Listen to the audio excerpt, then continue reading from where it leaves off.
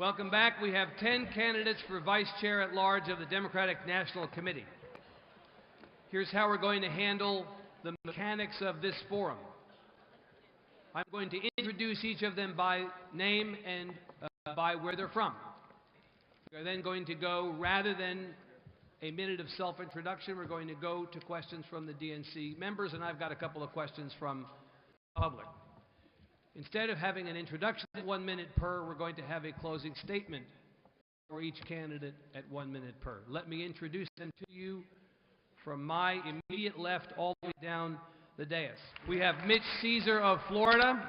An audience question, and Mr. Ceasar will go first because you had your hand up and you'll be patient. An audience question.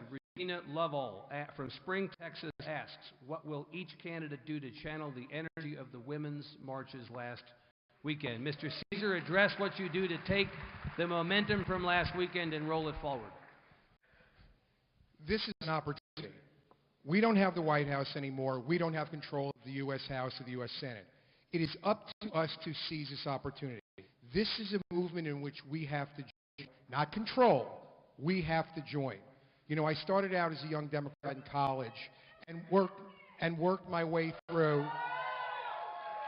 Let's let him answer the question, please. Let him answer the question, please. We have a movement here that is genuine.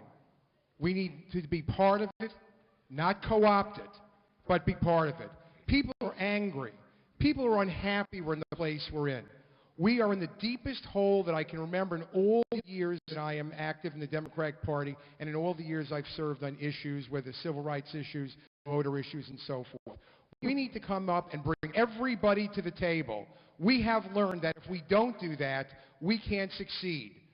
So many people were so confident for so long that we couldn't lose this election. And we're all here today. We need to be united with everyone with a seat at the table, everyone with a voice, and that also includes everyone at the DNC itself having a voice of transparency within the DNC as well. Thank you. How would you get the Democratic Party in front of people in places in the South and elsewhere? I'm sorry, Mr. Ceasar, forgive me, Mr. Ceasar. How would you get, I'm trying to be fair, how would you get the Democratic Party in front of the people in the South and elsewhere who may not be receptive to the Democratic message at the moment? You know, we in the South have talked a long time. I've been very honored to represent the southern states on the executive board of the DNC for a little bit. And I kind of came up from the ground up through the party while a simultaneous track on issues. You know, there's a lot of the South that's winnable. You know, we're in Texas. Texas is trending. People are hoping it's going to trend a lot faster. It's doing great in a lot of the counties. We've talked about that today. But there are a lot of areas we need to win. But our strategy also has to be, there are a lot of areas we need to lose not so badly. And specifically, and I will take my own Florida. I've been the county chair for a long time in South Florida. That's Democratic. That's all about turnout. You know, they always talk about, is this a base vote election or a persuasion election? The answer is, it is always both. It doesn't matter where in the country you are. It is both. You can't win if it's not both. And I'll point to Florida. We win in South Florida.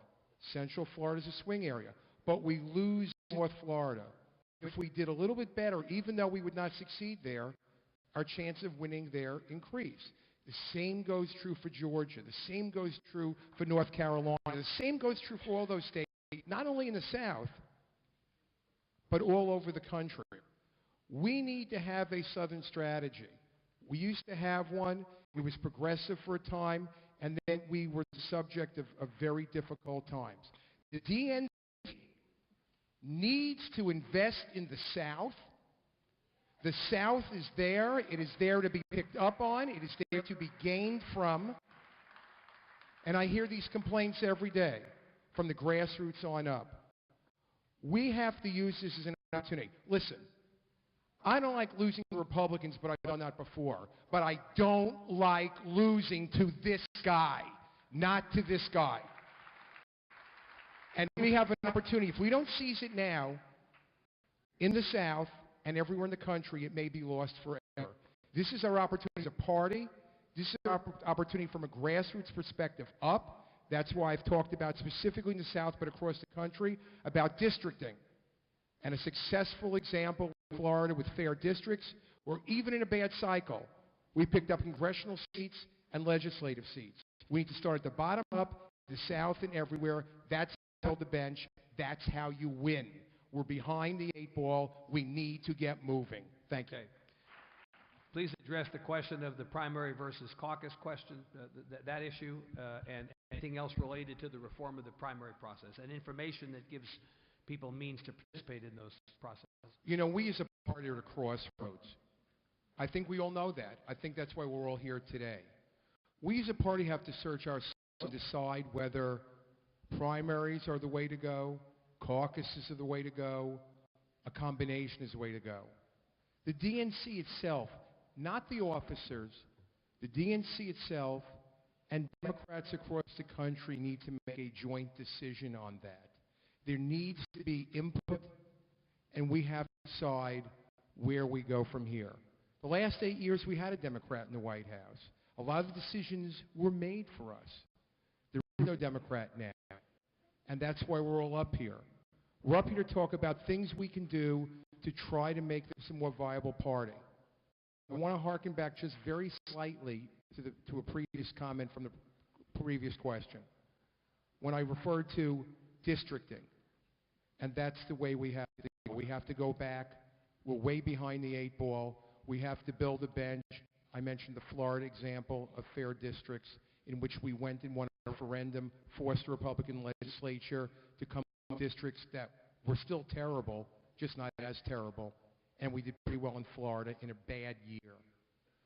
These are all part of the same table, the kitchen table discussions, whether it's to use districting, which I am telling you now is a key plank in our success in the future. The Republicans are 10 years ahead of us on this. We need to catch up, and now we have an opportunity. The question is, do we blow that window of opportunity? But on the other question of districting and how we are going to govern ourselves, that's for discussion now. That's from input to everybody, and everyone on the DNC, not just the folks up here, need to search their hearts and souls and say, what is the best, most expansive, but the most intelligent way to go forward, so we as a party are inclusive and transparent, which sometimes we've been accused of not being. I began my activity many years ago as a young Democrat in college. I worked my way up from the bottom, eventually becoming county chair in South Florida, state chair in my service on the DNC. I've done everything from raise money over the years, to organize, to run campaigns, to do media, which I still do quite a bit of now, to putting together different groups on issues, to being active in civil rights cases. I was one of the originators of the Florida presidential recount of 2000, to chasing voter suppression cases, which I'm very proud to say I drew the ire of Rush Limbaugh several times by name. That's like a resume line.